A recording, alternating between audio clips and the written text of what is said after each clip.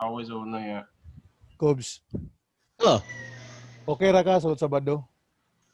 unsa man? Asan sa Sabado eh? Ang Si episode ambush sa bugon nimo. Buanga ka. dili lagi ambush. Mo ginagsulti ako daan. Unsa man? Plano sunod sa Saturday will be just ground, backyard, a la carte, and all the happenings. Oo ah. Ay, sige. Sa uban. Kita gyapong upat atong pangingkamutan nga makatungas Louis Talents ba? Ay, fights yapon. Pwede. And then advance party nito. and then Facebook Live dayon. Facebook Ako sa Live ni Nietzsche. Ricky. Ako ni change akong ngalan nganong. May Basta- ganito. Uy. Basta sa ako, okay rin kita ko asawa ba? Maging problema ko asawa ng mga karaan ba? Mga karaan. Di pa sa mo. Ambot na no, bandya. Makatulog pa ba ka mag-apply? Kana mo na Sorry. nasakto gid nga pangalan, no? Ay sa history ang topic karon na. Sugdan na Lagi. nato. Ano? So man nga istoryahan Ako bay Ako, hadlok lagi kay na. ako ra mamangalan may seryoso diri nga.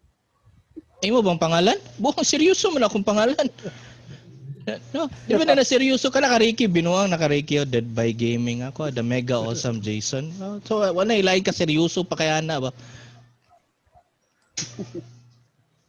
Oh, over. PWI secretary. Oy, dili na seryoso na nga nang pangalan. Animas. Layo ra kay migdagoy. Eh, gwapo ba yung projects ba? Gwapo yung mga ba? Adi ko ato niya kay puro research daw yung ingon siya mama. Why blind Yung- item this? Wala Ha? yung Blind item na pud daron. Agay, nana po day blind item day. What's Abi na kung kabalo na. Abi na kung kabalo na sa babots. Wa pa siya kabalo adto. Ay mo ba? Wala eh. Wala day ka balo atong friend na mo nga. Wala lang eh. Ay nako. Ay paday ko kay nakaibalo na ko. Batin lagi dito. mukha eh. Bakobs, Oo. Ay. strike while the iron is hot. Ara Oo. na. At may giga mo tago ba? Cool ba kay Tago babots ba ulit kay. naka-scrub suit na. Scrubsuit na. T-shirt ni. Sige, sugod na ta. Mayong hapon kaninyong tanan. Welcome to Cagayanon Experience Podcast. I am Rick, your host. I am joined by Professor Rai and isa sa atong mga frontline nurses, no? Oh. And salute ko ni Ano ba yun? Sir Al o CEO din sa JCube Media, si Sir Jason. Welcome. Welcome Thank to the you. podcast. And isa sa mga main topics na to karon kay kuan kanang CDO history ang sabay asa tagikan kay walay books walay books nga written kanang published nga dating 1500s nga giun sa pag-form ang ato ang lineage or mga families or asa atong tribo gikan kana mo ginadakong pangutana nato dinhi especially itong mga pre-World War II nga mga panahon. Wata kaila nganong Velez, si Apolinar Velez, kanang mga streets, kinsa na sila nga mga hero ato ang mga students karon, mga especially the ones growing up ug atong mga kabatch na to wala idea kung kinsa na. So atong ihatag ang floor kang Rai kung sa iyang masulti ana. Kuan siguro no. Dili man nato sugdan og kanang walay materials. Naay materials. Ay materials.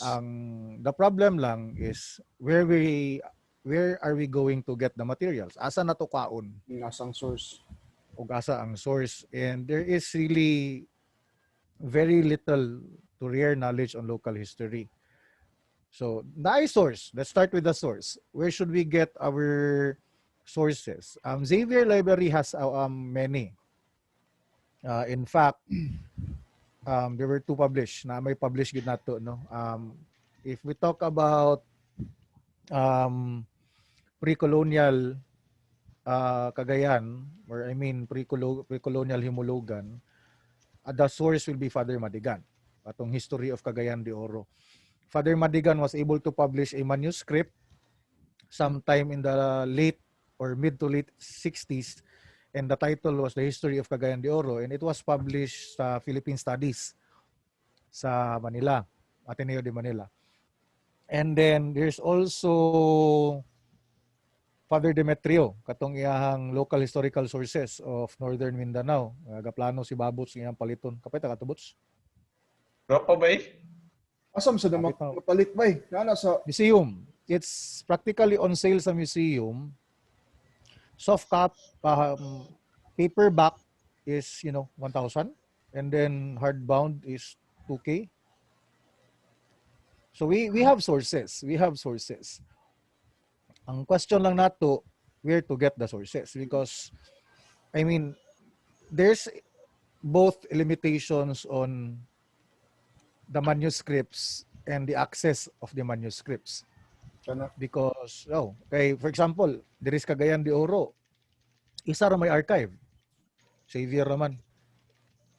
And all the other museums, wala na archive. Di ba na may museum ang Capital University? I think naman sila yung mga... Museum of Three Cultures. But ang museum actually is divided into 3 galleries. Three. First gallery is local history sa Cagayan. Mag-predate pa ta og prehistory didto. Prehistory to American occupation, and then naapod tay katong ilahang manobo nga mga artifacts. Second gallery is Pusaka. It's basically a collection of Maranao artisans. Kay Pusaka in Maranao, which means heirloom, naapod didto. And then last din gallery is katuraman tong dako kaayo nga higdaanan sa usa ka dato. Nothing more, nothing less. Repository-wise, there is less to none. Mo lang ako ang observation na. Wala. Less to none. In terms of archival materials, especially sa pre-colonial o colonial history sa Cagayan. Naana tay American history, pero we rely on, international archives. Pinanglan pa nimo pangitaon dito, and again, accessibility is very limited. Motong paghimo galing nako sa kong thesis undergrad, wa ko ni sugal og pre-colonial bay, wa ko ni sugal og pre-colonial o colonial history because of the limitations. Motong ako ang undergrad nga thesis naka-concentrate sa contemporary history, nagsugod kog 1950. Uy, gwapo no? Wala kay published works na right? Wala kay kuan ka ng... I'm planning to. Na ako'y isa na publish pero walay Cagayan adto kamigin. So yeah.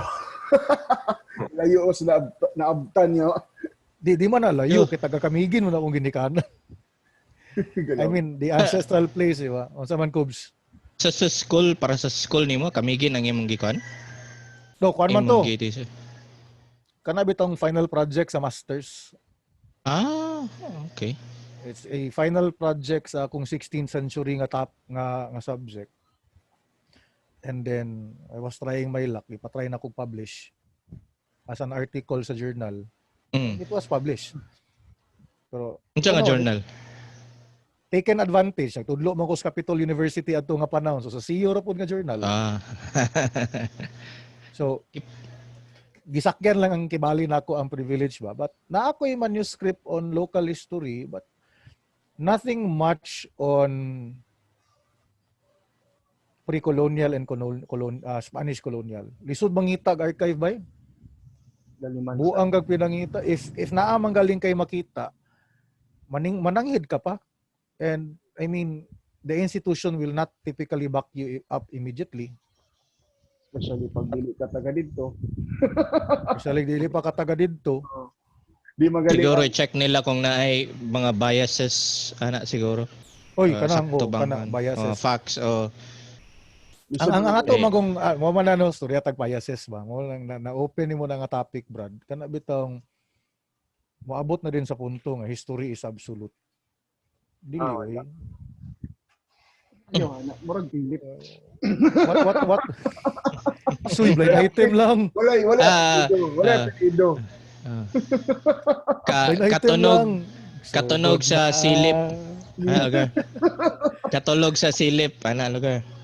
What I mean, what I mean ba, kana bitong ang accessibility niya really needs permits mo nang lisod.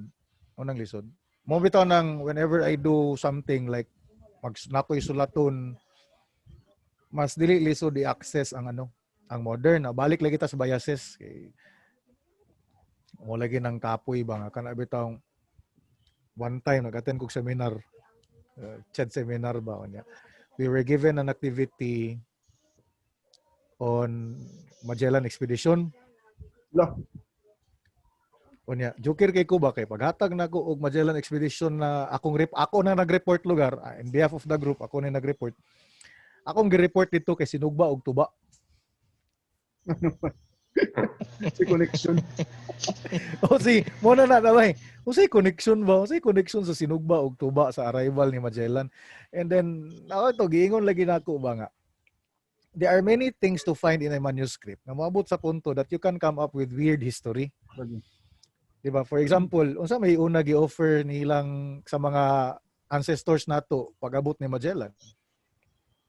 Alang nag-offer sila og kanang Red Horse. Kung sa dry kaning di ba kulang ang kanang atong published works kana atong ginabasa na Philippine history? Naay published works on balik tag local, i-contextualize to balik local. Cagayan de Oro, there are many, there are not many, but there are some, quite few, and then only if you have access. Moabot lagi sa punto ba nga kana bitong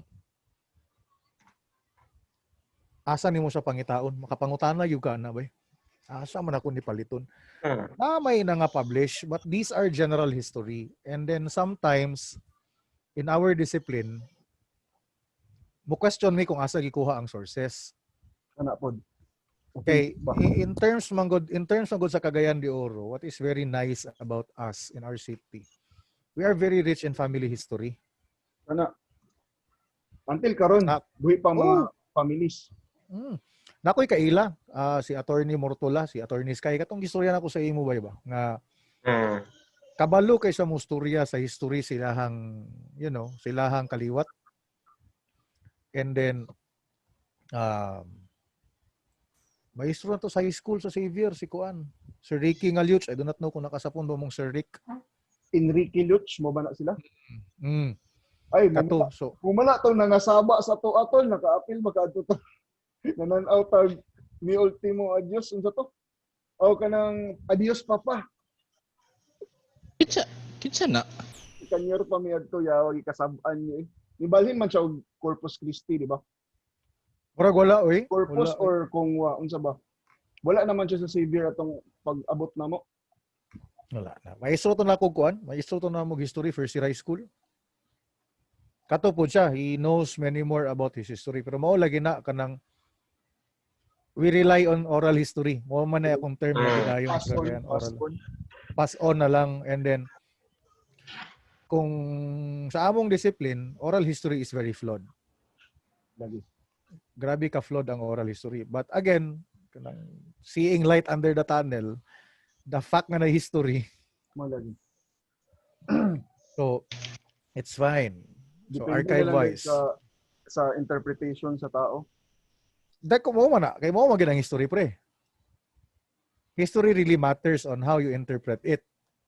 Mabito nang moingon tag, no history is absolute. Kay ang kasaysayan, magdepende man na sa interpretation sa tao. Diba? But if we have to follow the strict discipline, pwede man ta moingon og pisot Rizal. Pwede rin yun. Putot mo. Wala ko naging putot, ningon ko pisot. Putot po dyan. But again, sabi ang amahan ni Adolf Hitler. Dili oy pero kana laging logic ba nga, if you have to say something, you have to back up your mouth. Kinahanglan ka mo suffice og kanang mga ebidensya, materials that would really tell the public nga pisot gyud Rizal, pero wala man, so dili siya pisot. Kasi kuan na sila kuan facts gid ana pero ginatago lang siguro nila Di depende para lang na, you know pre. Contextualizing mo na pre. Para itong gingon ni Ricky ba? Gingon si Ricky nga, papa daw sa Hitler. Isis ang gyapon na siya. Di, kuhan mo na siya ba? Di na siya mo qualify conspiracy history na yatay. Unsa mo ni? Adto magud nga time, pagka-anak magud ni Hitler, naa sa Pilipinas si Rizal. 1880s man na-attack si Hitler. Ata 87 man siguro, 88. And Rizal at that time, naa sa Pilipinas. So, kung saan pagkaburo sa mama ni Hitler, kung si Rizal ang papa niya, si Rizal as Philip, kung sa lugar, naglangoy lugar ang iyang sperm cell from Pacific to Atlantic to Austria. I-deliver. Email ba eh. Shopee. Email. Salamat, Shopee. Salamat, Shopee. So, Pero tinood ba ito, naman din mga kuan. Based on experience to gara. Pero katong nga research pa ko bitaw right 2 years ago. Naman tay sa katong nagimong ko ato na time ko dug murag family documentary ba. Okay. At that time na may upcoming trip pingon sa China. Then uban man akong mother-in-law adto. So instead na magsigig recall sa history akong mother-in-law na then may na parinti ka daw matagbo recall history kan kay sa iya kaning nag-genealogy ba? ka. So matong nagimo short interview na research pantaon ako mga places lisod gid siya natin mga sources pero kato na time ray ang gikuan na ang kwadto mga snippets rig sa kon ni Father Demetrio ba na mga works bitan ni Father Demetrio. Actually, Father Demetrio, ang iya galing history is very naman lang. I do not know if it will be safe to say. Dili ko mainitan na. Pero ang iyang history is actually nakabase ra gyud on folklore. Nato say nakalimot ka sa title sa book ka. Kato laging kuan asa adto katong local historical sources of Northern Mindanao. Isa man siguro na dagan na may pila mo to ka books na ako na kuan gud na sa ako Father Demetrio duha ra man ka libro yang na-publish. Kato ra man tong Encyclopedia of Folk Beliefs volume 1 and 2 that will be considered as one book ha kay volume 1 and volume 2 man in context isa ra man na. And then kato din iyang local historical sources of Northern Mindanao 1 and 2. Lisod gyud pangitaw ng volume 2 pero if you read katong local historical sources ni Father Demetrio purely based on oral history and naamang galing siya documentary history dito snippets to sa gikuha gid ang entire volume sa Filomeno Bautista nga katong Bautista manuscripts and yet katong Bautista manuscripts ang narration of timeline sa history niya was from the Spanish colonialization or colonialism taman sa pagsurrender ni Apolinar Velez sa 1902. Pero i-clarify lang ako ray ba kani si Father Demetrio mo siya si Francisco Radasa Demetrio. And si Father Madigan, Father Francis C. Madigan. Okay. Founder po sa Rimco. Takto ba ko, Bots? Wala ko kapas yung Father Madigan. Abi ba na ako mas magulang ka sa amo kay dad dito ba? Shots fired. Marag late mo ko nagsulod gud sa kwan. So third year naman ko nagsulod gud. Wala ko. Lagi pero all I know Father John. And I mean though these two are have attempted to write history and they wrote good history pud ba yan? I mean and sad to say sila ra wala na nag-attempt. Naalagi to kung gingon there are many people who wrote history sa Cagayan pero ang output manggod is very general. I mean, ang timeline nimo ba from prehistory to 1950 or before World War II. For example, si Dr. Nono Montalban, si Sir Antonio Montalban, katong yung Ethnohistory of Cagayan de Oro. Ang scope actually is katong yun, prehistory to O dako to ba? Before World War II, pero nipis lang ang libro bay. Pakitunta ka. Wait lang. Ano That's what- naka-study ka na tuod ba, Bots? Ah? Ano naka-study ka na or naka-research ka? Ay, katuloy ba yun, nag-imog kan ba? Nag family documentary bitaw. Okay. For example, Okay. kani. Be? Cagayan de Oro Ethnohistory Reader. Pero kung tanaw nimo, ang scope sa history is very, very, very wide. Kay sugod man siya prehistory, taman okay, to cut it short, taman siya American occupation. Diba? Wala gid tay murag specific history on a certain topic. Unang ako ginatry na kog attempt ingon ana. Pero ang ako po is because of the rarity of materials and sources, ginalimit gid nako siya og kanang American occupation kay mas dali man. Mas dali naman i-access ang American occupation and it's not hard to write American history in Cagayan de Oro. Kay accessible man, the photographs, the manuscripts, the documents, the primary and the secondary sources, dali ra gid kaayo. Pero if we revolve before nga mag-discuss ta og colonial history and then prehistory and then pre-colonial, agabi kalisod bay. It's a high mountain to climb. Lisod yun. Saan mo ginakuha imong mga sources kung sa una pa ba na siya minus ba kaya tong para karon nga org halos Google na lang ta karon. Google actually. Oo ba? Sa una. Di mana bay, I mean it's fine to use Google because Google can surprise you many things. Pero it's the ability to classify and deduce. Una kong point. So Ang ga ability. marga compare pod kag kanang notes lugar sa uban pod to see nga marag naagay siya kanang base na basis gyud nga okay mo gina ita. Mo ginang trabaho sa usa ka historian. Diba? Okay kaya Cross-referencing. usahay mo lagi para na ang biases sa sa history ba kay ang bantao pwede ba nga para sa ito yung ngayon na pwede na kami ngayon nga si Rizal nga pisot, di ba? Kaya wala pa mag-i-icon gyud nga basis gini mo nga facts nga na. So compare gid og notes gid permi. Oo, kay mo gina siya. Mo bitaw nang sa among training sa history, and I mean basic research training, kana bitong the ability to find primary and secondary sources. Pero as different lang to other discipline, ang sa history lang mas grabe gid mo scrutinize.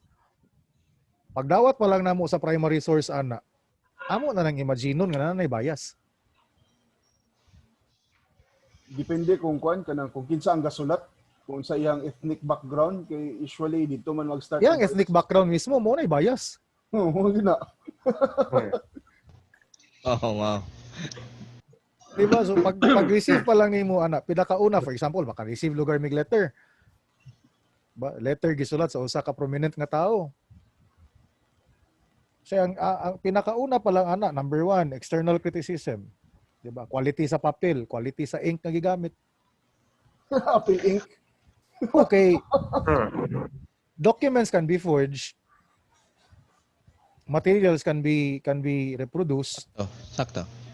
And sometimes, for example, moingon lugar ka, it's easy to say nga kani nga document gipagawas atong 16th century nang gigamit nga ballpen kay pilot. Alam lang. Fraud. Dali ra gid kayo i-forge. Di ba? Onya, understanding Speaking Wing. of words, by kana bitaw anad kay mo ana no. Wala. lado na sa college bitaw nga nabagsak kasi history. Wala na ang F mahimong B. Nga naman. Kanang ko, kanang Matod pa call, sa kanang call slip sa high school ba? oh. Dali ra ba ma-forge tong kuan? Dali ra ba to ma-forge tong signature atong assistant PS ba? Kabalo ba yung initial ba yan to kay VP ra ba? VP. Ah, di ba? Grabe ka Pero- klaro na kayo, anay lain. Pero og report card ang i-forge nimo, diya gahi. Knowing lang unsa nga papel, mura gina siya. Printer Wow. na bahala. Gagi ko na, kung na kay amigo ba, nga nasa printing press nga business bitaw, comes in handy, gid siya gid. Pero dapat lagi unhan nimo imong ginikanan makakuha sa mail. Ay sa diha nakasa inyong Photoshop skills ba eh. Wala pa'y Photoshop ato sa una, ay. Uy, Kung naa kay amigo nga kuan katunog kay silip, ma-forge gini mo, pero dapat ang imong mama dili pod katunog sa pangalang tricky kay para dili ka masakpan. Ay sa kanang silip-silip ba? O ba na katong may katsula? Yeah. Yawa live naman tabay. Saan man Uy. yun? Chula-chula. Chula-chula nga history. wala ya.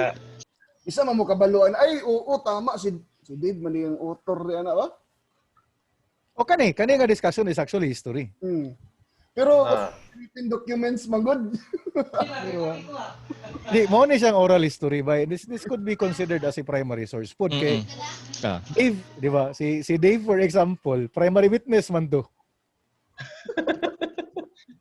Oh, wala- napod wala napod hibalo. kay Mega napod awesome. kay witness yun sa actual event nga napod dari. So Actually, si oh, diba? Jimmy, Brag na proof nimo ba o compare notes nasi ko Enrique mo paningingon ni Dave oh. si Dave ato nasa Si- tubangan, ako nakustapad.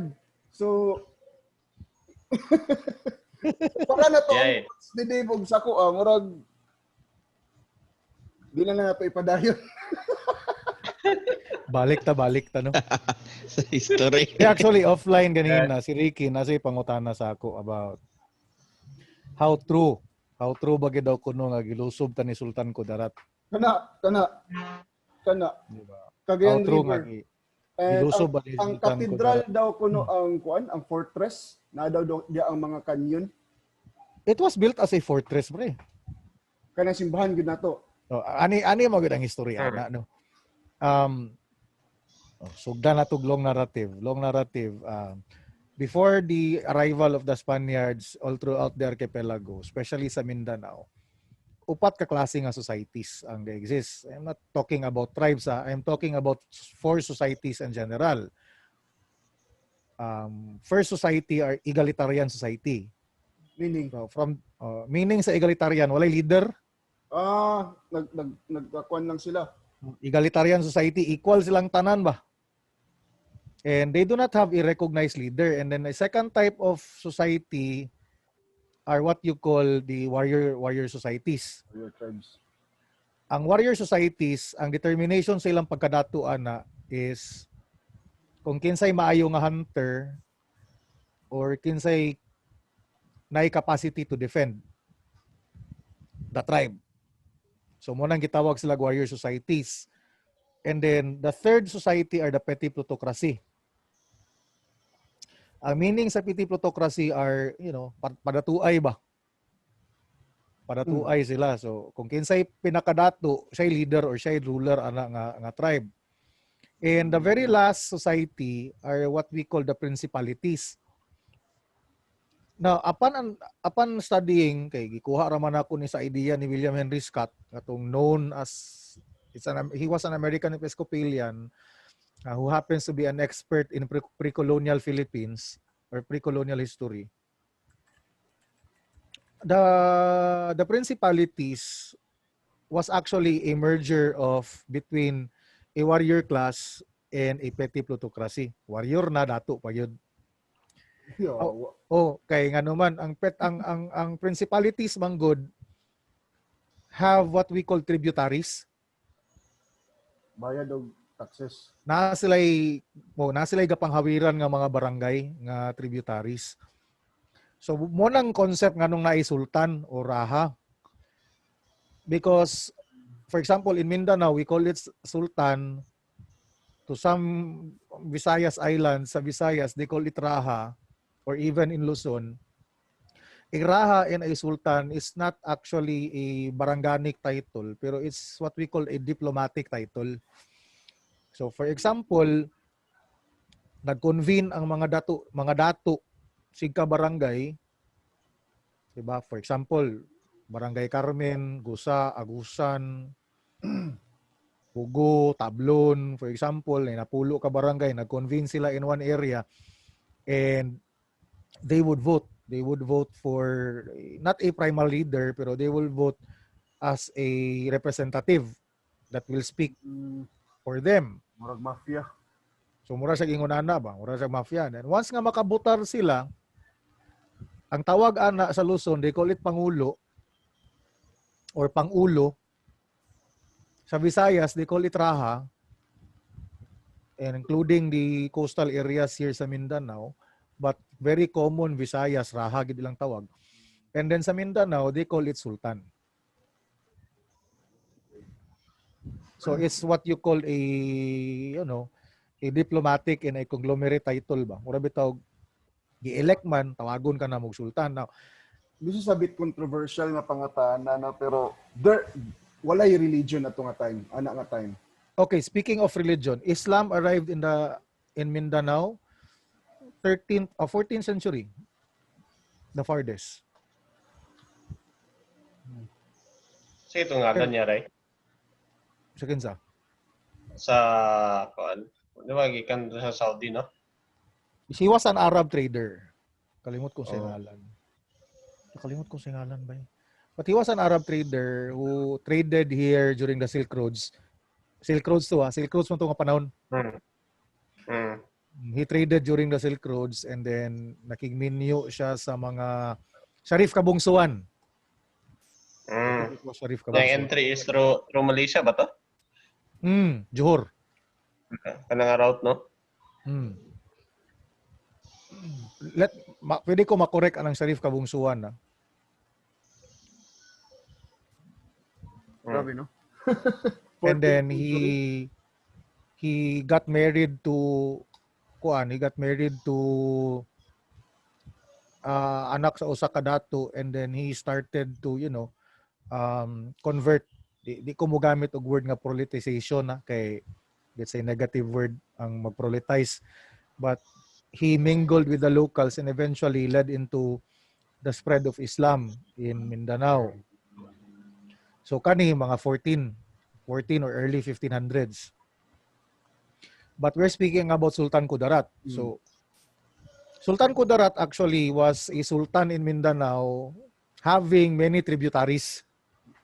Apil ang ato ang lugar, ang CDO. Apil ang atong lugar, pero ato nga time dili pa ni CDO, the area was called Himulugan. And then the Himulugan settlement is a settlement of Manobo people. And these Manobo people are actually belonging to a warrior class. Motong naa sila gitawag nga dato, which is si Dato sa Langsang. Dinin asa So- kuan, Himulugan. Pero okay, again, si Xavier mo ingon man gid siya huluga no. Huluga. Pero moingon pod si UP nga wala pa nakita. Atlantis. Nabi kiniingon man sa Father Madigan nga wala pa sa nakita. So wala gyud nakita. So wala pa sa nakita. Ang nag-assume ra gyud nga naa sa huluga, nalang ko mo mention og name kay basta taga Xavier. Maestra ni Babots. Na maestra to ni Mubots no? Okay. May God bless her soul because she already passed away. So siya man gini-claim nga, sa huluga gyud daw kuno, but many people including the UP Archaeological Studies would say na katong ilang nakita sa hulugan was not a settlement site but it's a habitational site. Mura bitaw gi-inhabit lang ba for a while and then lakaw ra dayon. Balayan lang pansamantala. Ibalayan lang niya, wala lang dayon wagi siya gipuy-an og dugay. Unlike katong ilang discovery sa Alubihid, nakauban ko kadali og kalot nila didto sa mga taga UP Archaeological Studies. They really decide nga probable nga settlement. But for now, I think the finding sa kaning sa may ilihan sa Alubihid is still habitational area. Tinaasa rin nangakuha nga shards. I knew that kay nakauban kog mga duha ka adlaw sa ila pagkalot. And I Why? gave Ako pangutan, why UP pa ang nag-initiate sa inana? Wala tayong mga universities nga UP ra man ni archaeology pre. bida. Paita sa Guyana eh. Wala. UP ra may archaeology. Katong maestra ni Babots, ito sa nagradito og archaeology bots. US? Kabalo ko Ay, US oo. wasa nga eskwelahan. Kalimut ko sa kuan. Kalimut ko sa university. Pero tsada kay ni pre kay ang department head sa UP Archaeological Studies taga Cagayan. Yay. Pwede na to na ma-invite po. Yeah, pwede ra amigo mi. Ito na ma-invite. Pwede na to siya ma-invite actually. Very welcoming, a very welcoming person. Kaningan lang ginako si Dr. Lee Neri. Taga-Cagayan Eh, din, apelido pa lang. Ano ko sa name? And then he graduated. Familiar ko. Kalimot ko unsa siya nga batch sa Xavier High School ba eh. Pero taga Xavier gyud siya high school and iyahang first degree sa college ata is Xavier Gyapon College. Yeah, pwede na to siya invite pero lagi balik lagi ta sa Tahuluga. Ang himulugan was the settlement of Dato sa Langsang. So let's stick to the idea nga wala pa na siya nakita hangtod karon. And that settlement was a tributary of Sultan Kudarat, meaning we're paying tributes to him. So what's in favor after paying the tribute? So number one, protection. Mamagana siya objective sa tributary. And then second is the access of, business. So kung unsay business ga pangabot ni Sultan Kudarat, anyone within his tributary will also get the reap of his business. Now, 1622, abot naman tong Agustinian mga fraile. Si Fray San Andres de San Nicolas, kalimot ko siya nga, wait lang ha. I'm trying to refresh my mind kung kinsay nang abot. Kita ni Tol, Si murag Jacob. napata sa CR ni Tol kaning Hasa ni nga CR ta. There were two Spanish friars, Agustinian friars nga nag-anhi.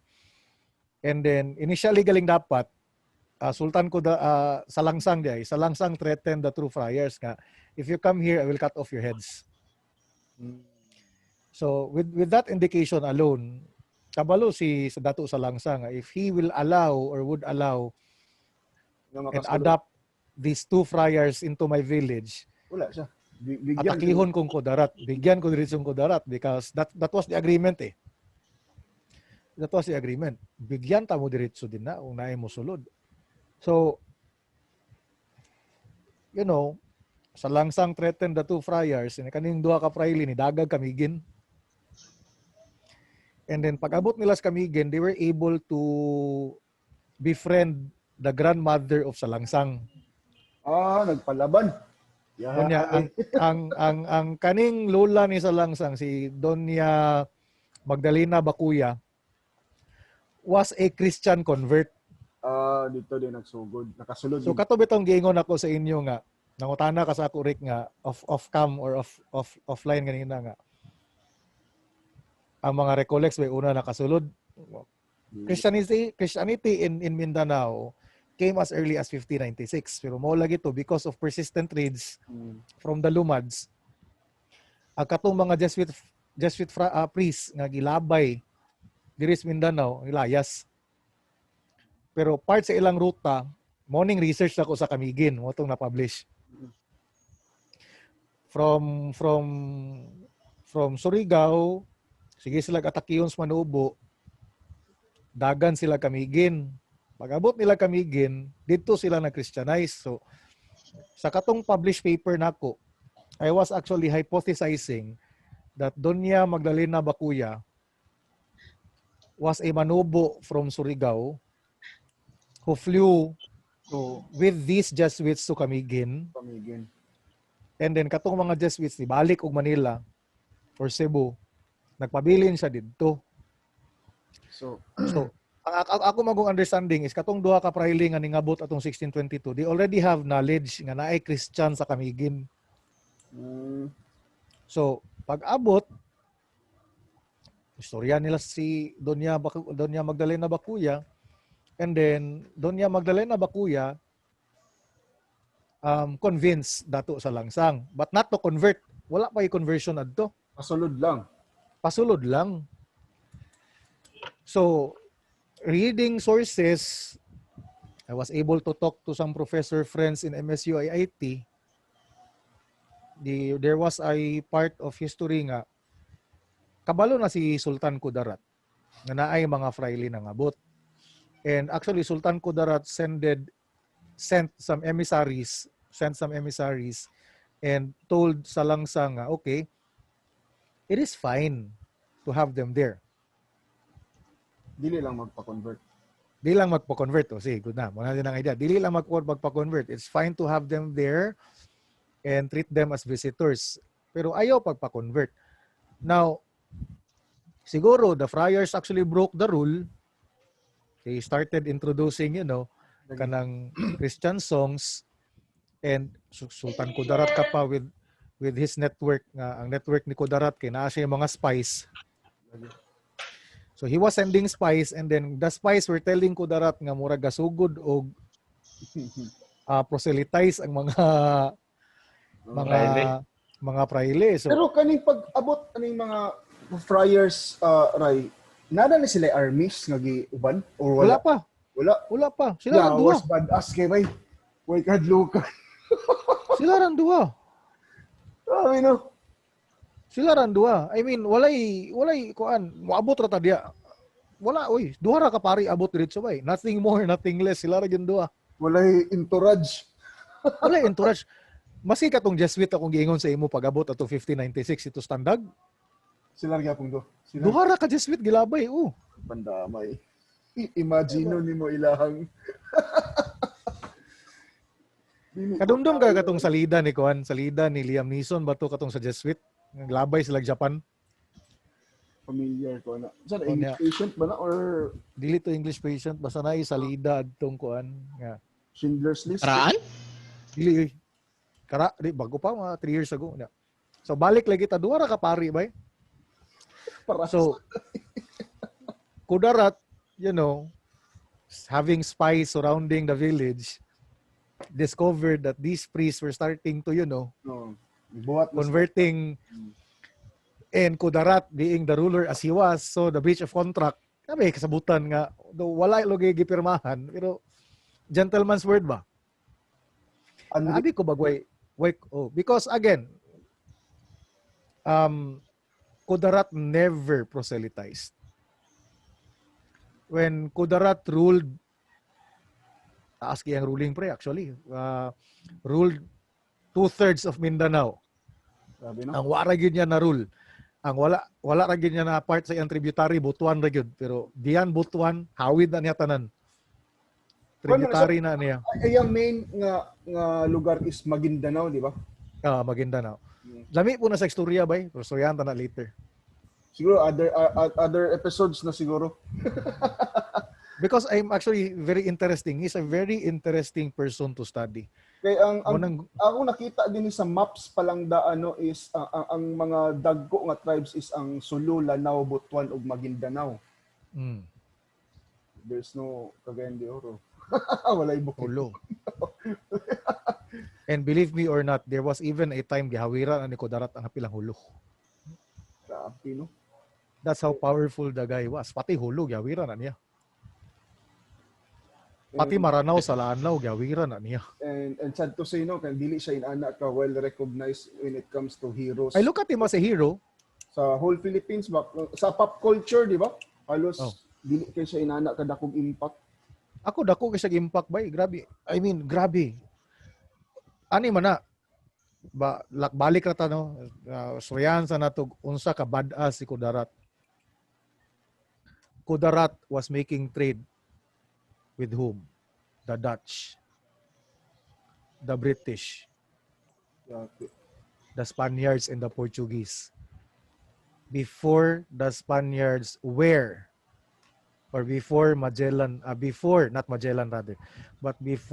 the Spaniards colonized the entire archipelago. Ano, masikat pa mas lapu-lapo sa yaha. Okay, lahi po na sa istorya sa Lapu-Lapu. Pero suryahan sa natos Kudarat. Pero mura magmas badass pa si Kudarat bay. Grabe ka badass nga tao ba eh. Some would even Speaking say, of badass, this kuan episode is not sponsored by kuana Pepper Lunch. So baka naman Pepper Lunch ha. Ha, makita mo ani ha. O, baka naman sponsor pod me. Thank you. thank you. Nice one, nice one. So, balik ta. Some would even say that Kudarat could speak Dutch and Portuguese. Lah, murag kwan na ganina, murag night proof na way. Ay mga studies on MSU IIT dagan kay expert Kudarat ya. Kasi na po i-report ana si Babots na nasa iya ha. So, Night time. balik Wala. ta. So, kato, dako gid kay ang tributary no ni Sultan Kudarat now. Pagka-realize niya that these friars were proselytizing the locals, and to Kudarat, it seems that, there was a breach of agreement. Nagsugod, nagpangayaw. Pangayaw is a pre-colonial term for slave raiding. Iyay ka. Kaya that was a form of punishment in terms if there was a breach of agreement. So nang hunting na sila. Nang hunting na sila. Murag apokalipto ba? Ay mo magidto. Kato bitong first portion sa apokalipto. Hmm. Pero kato, technical gito siya. Literal gito siya nga slave raid. Ang kay Kudarat, lahi lang. Ang kay Kudarat mong good is, if there's a breach of contract and you no longer pay tribute and there's a breach of contract, then I will attack you. So ilang contract ka lang is based on paying tribute lang mara. Wala na ilain pang Gentleman agreement. okay. Base Lagi ba sa- like for example napay kung nakay mapatay nga kauban namo breach of contract na dayon or pero gapay lang gyapon sa tribute ana ba? Dili man Like- ningon ana ang society before by. I mean, Mm. it's basically different from how textbook history was taught to us.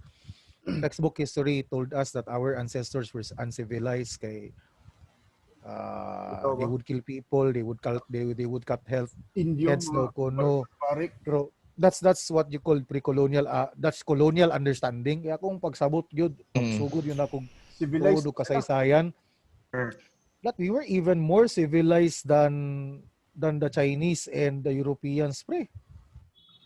Okay, no? Savages. Savages ang term. Joker kaayo kay. Let's take the Chinese for example on how they do the dowry system. Mura bitog ang dowry. Pangutan-on nimo mga estudyante, unsay meanings dowry? Palito ng asawa. Pero kabalo ba ka? Sa Indian Sa Muslim, culture, no? Oh.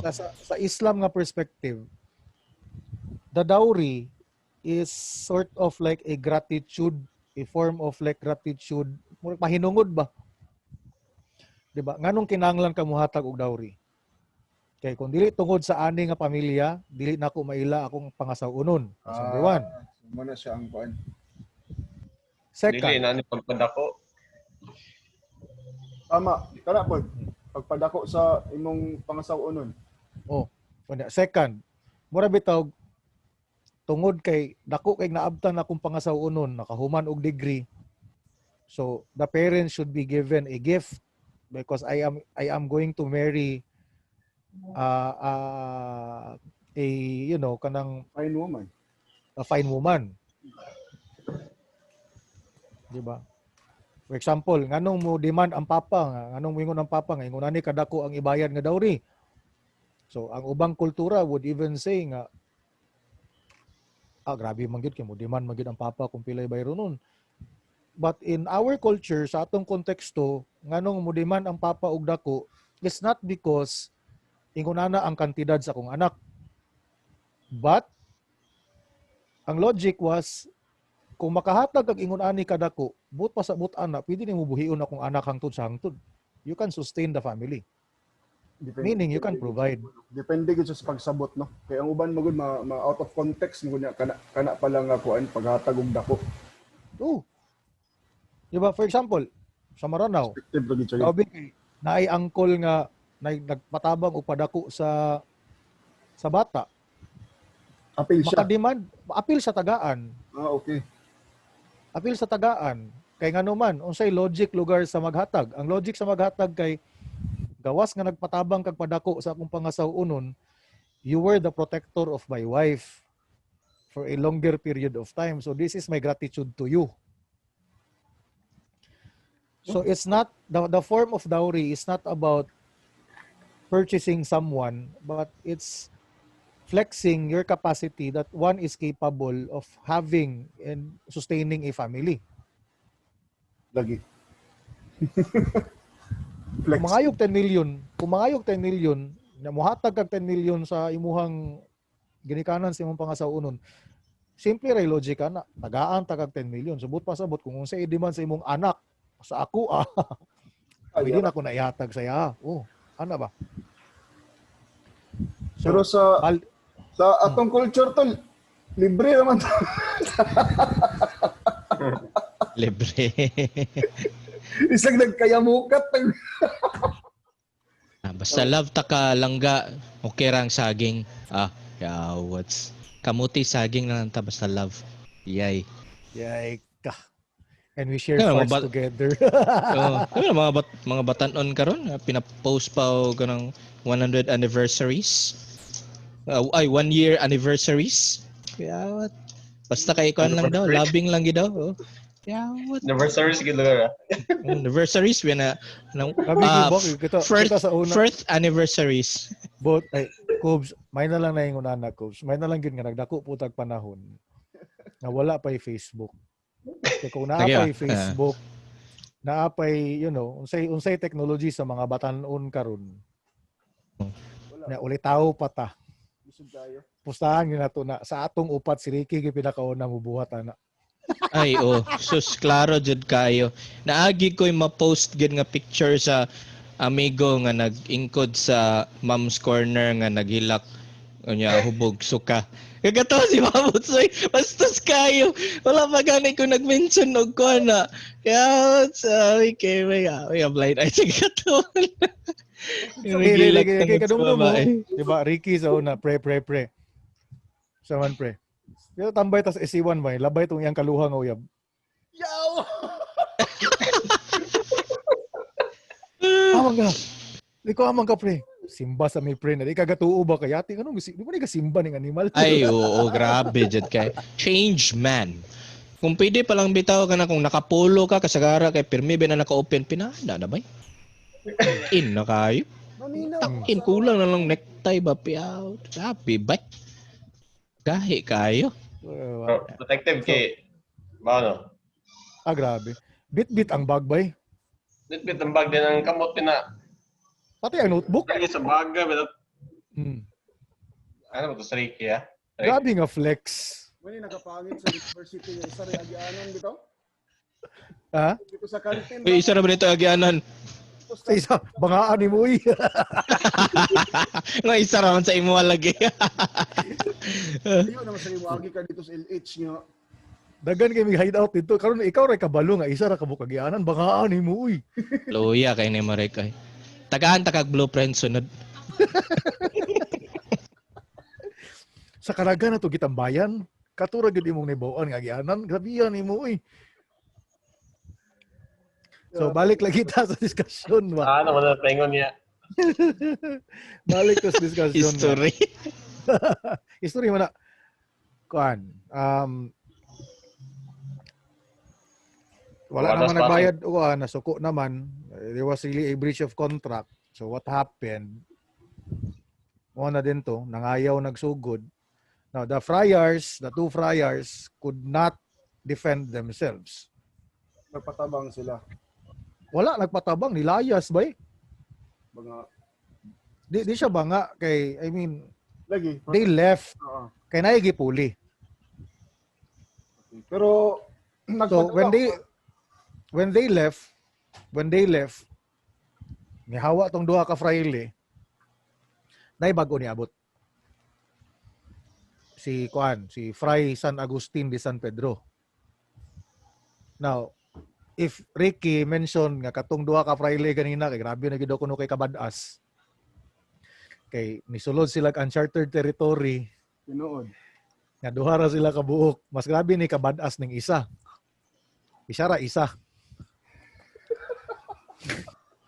Si Fray Imagine mo, Agustin. Di, siya ra isa. Si Fray Agustin de San Pedro. Siya ra isa pero ngilngi kay background. Kanang Spanish. Gawas Spanish friar, he's also an Agustinian friar, trained and was able to school in military strategy Ayay. and architecture. Siya ang naghimo sa katedral na to. So, di wasa motong ni kuan nga. To the locals we call him El Fraile Capitan. Kay morning klase sa fraile nga musukol. Because Fray Agustin de San Pedro again was trained in military strategy and architecture. So na-degree ba?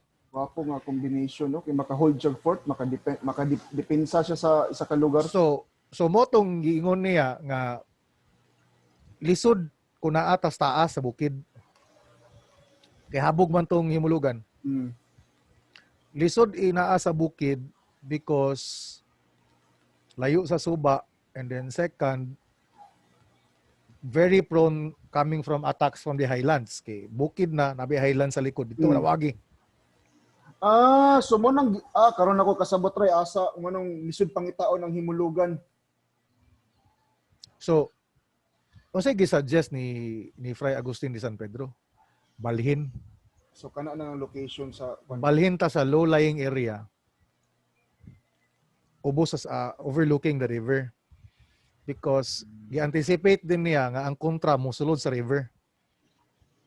Dili mo gikan sa bukid, sa suba na. So mo na din ang settlement karon. tama. Kana yung gibarugan sa Gaston Park. And sa cathedral. And then what he did, he built a fortress. Tama. Now, kato na ding storya nga imong gi-mention sa ko ganina, the Battle of the Cagayan. Siege of Kudarat o Battle of Cagayan River. There was really persistent Moro raids or slave raid. Kay di lagi wa gyud ka move on sa Kudarat. So di magid sila kasulod kay well defended magid ang fort. Mm. High walls man gyud pre. Gawas nga high walls suba biya ilalom. Lagi. Yung patuhon. Batuhon pa gina. So they were hurling stones ba. Baturay palangga nila sa kontra. So in the end nagpadayon ra gyapon og sulong sa Kudarat. Mao na din tong ginatawag ni Father Demetrio nga kuan. The Legend of Birhin sa Kota. Now what saved these people from the attacks of Kudarat? Naa daw kuno'y apparition na hitabo ni gawas daw kuno ang Birhin. Nahayagan tong mga sundalo ni Kudarat, and because of the intercession of the Blessed Virgin Mary, they were forced to leave and did not bother us anymore. No. That's according to, to the sources, so the oral sources, katong ilang gitawag nga ang milagro sa Birhin sa Kota. No. And ang katong Birhin, napanas katedral karon. The Virgin itself. Naana sa Picas Wing. Pag musulod ka katedral sa left wing, naibirhin diya nga gamay nga naka-enclose tabernacle. Kana Birhin sa So dili Kota. na siya mao ang location nga kuan sa una. Di actually mo ang location simbahan. Oh. Di agad gibutang ang simbahan. Pero ang simbahan, ang cathedral itself, was at first built by wood. And then it was only built by stone, katong iyahang neo-Gothic design or Gothic architecture niya. It was built 1800s na. Late 720s, 17th century. Di, 1800s. 19th century na, mid 19th century. Ang kanang kuan karaan nga. Ang kanang structure karon sa cathedral nga imong makita 1946 na post-war na rehabilitation. Kaya naguba man ni natod sa World War II, di ba? So, naguba man na World War II. So, post na.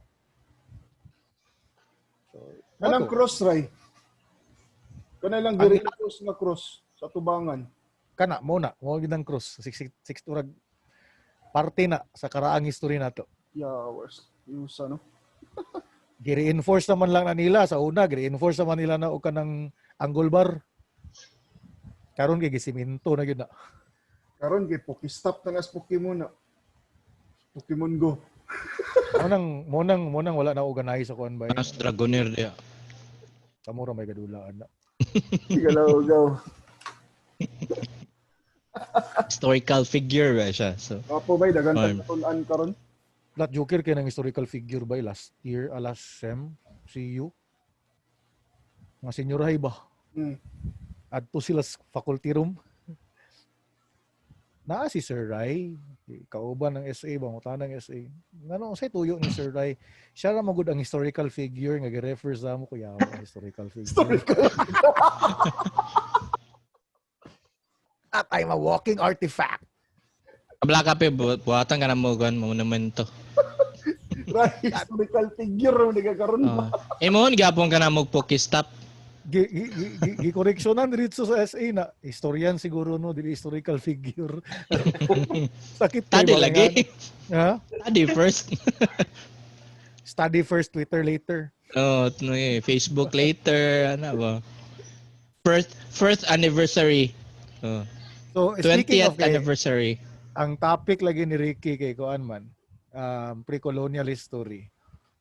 Mora gid tong nahibaw-an nato so far sa pre-colonial. Nothing more, nothing less. Kay maybe some sources are yet to be taken out from the archive. Madto pa ta og kanang Spain. Kay recollect man ni. Dito man ni nato makuha. Now, basin mangutana mo sunod sa ako sa Sustaal. Lahi na lang episode. Yeah. Lahi na lang episode.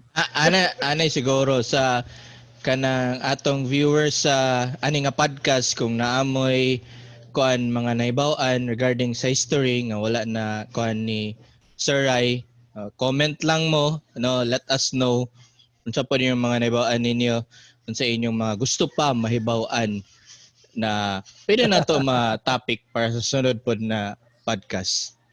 Diba? Di actually kay ingon man lang gud ni. Tana man ni Ricky nako PM. Gusto ko siya makabalo ni Apolinar Velez. Kustaal lang sabay. Mas interesting gigayo ang Crystal Dili man tungod kay mas interesting si Crystal. I mean, history. ang place lang ang history. di tungod like mo lagi nang bastardization of history ba. Abi tong Babot kaya. wala man gitudlo ang history og tarong. Di mo na lang din na nga kung pangutan-on imong taga Cagayan, mangutana ka taga Crystal, mo gawa sa imong ulo 300. Ang Gabi. Mata na may ray ba? Anong kablo mo ka sa akon, right? 300 eh. Ha? Part gyapon na siya sa colonization. Kuan na bay kanang thesis. Thesis. Of course. Research. For research purposes. Kabalo ba ginwa na undergraduate thesis. Especially imong kurso sociology, kundi sociology, psychology. Psychology ba ako sa una before ko nag-history. Ako tanagi na tanawa dito sa psychology department sa Asa Tagikan Boots. Pagtanaw nimo dito, tanawa rin ang mga thesis undergrad dating 1996 to 2005. Gamit Sa sa psychology department. Kabalo gid mo. O masi sa sosyo, ang mugawas gid ana sa kanang mga estudyante nga mga tapulan ay ang mugawas gid ana prostitution. Sure na. Wala na rabayan na karon, limpyo na ba yan? So kung mangutana lugar ka sa ako, boss, na kung sa ako kustaal, lakoy tubaga na ba? Research. Data gathering. Ba, dapat kuan gini mo tanan ba ang facts gid ba mo 300 gyud say may tabo sa 300 tanan sa dapit so naay jay kuan Compare notes yun, dayon. Accounting Oh. gyapon day ka. Kabalo mo Oh, of course. No? Of Pating sem. course. And guys, salamat kasi inyong mga insights, no. Ato nang i-stop ang kuan kay naabot na to sa threshold. Thank you sa sunod na pud nga episode. Yeah, Daghang kayong sure, salamat. sure. Daghang salamat.